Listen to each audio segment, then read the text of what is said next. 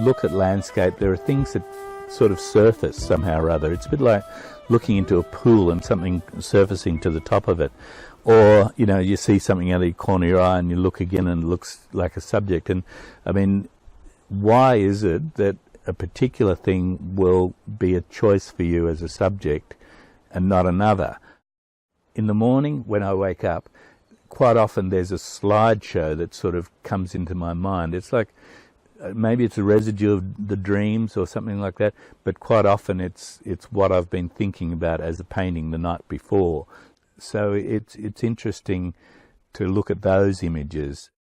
I was brought up in a idyllic, beautiful farm, 100-acre farm north of Brisbane, and which unfortunately we had to sell, but it used to be my playground until I was about 12 or 13. And it was where I developed all of my, you know, fantasies, and I would be out in the jungle wandering around, me and my dog and my horse. I used to ride a horse to school, and so when we had to sell that, because basically, like a lot of farms, it just became unviable.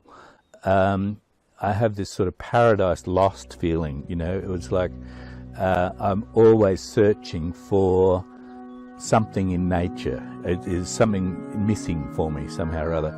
And also being although, you know, my family came out here first fleet, I'm still, you know, a white guy lost in a strange continent. So there's this element of trying to find myself in the landscape somehow or other. That's why I'm a landscape painter rather than a portrait painter, because there's a need somehow or other to explore where I fit in to the landscape somehow.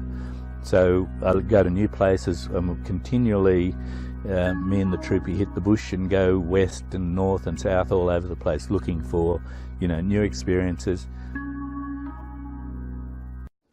As a painter's place, it was sort of discovered from the 1940s, late 40s, Russell Drysdale, Donald Friend, at the time when Australian painters were looking for somewhere uniquely Australian. And this is, well, it's not just uniquely Australian, it's unique.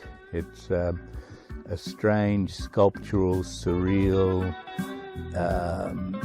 tough, earthy place, which suited Drysdale in particular.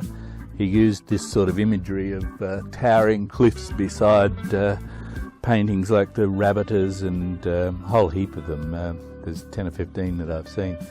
And it has that sort of skeletal, pure earth thing. What painters quite often look for as a subject is an elemental thing, a pure simplicity somehow or other, and this place has it. And plus, it's got light like you wouldn't believe, you know, where it changes a lot. I've plein air painted right there, actually, of the arch a couple of days ago, and the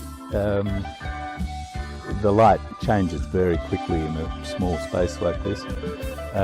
So for a plein air painter, it's a bit of a pain, but I quite often take paintings back to the studio and work on them later anyway. Normally I'm an acrylic painter, although I do some watercolours here and there. Acrylic painting means that I can think in terms of layers a lot more. With oil painting, if I was a plein air painter in particular, and I have quite a few friends who do this, you go out, do one painting, it's all the same layer of oil, you mix in and keep on going. But with acrylics, you think in terms of layers, and you see a landscape like this is a layered landscape.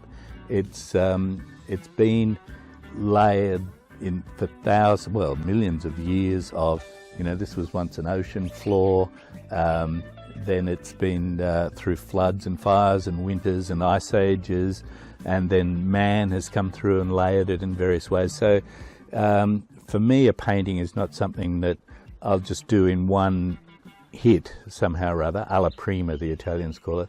I like to put a second layer and a third layer. I mean, to make a true metaphor for a landscape, you probably should take millions of years to do it, as the landscape has, you know.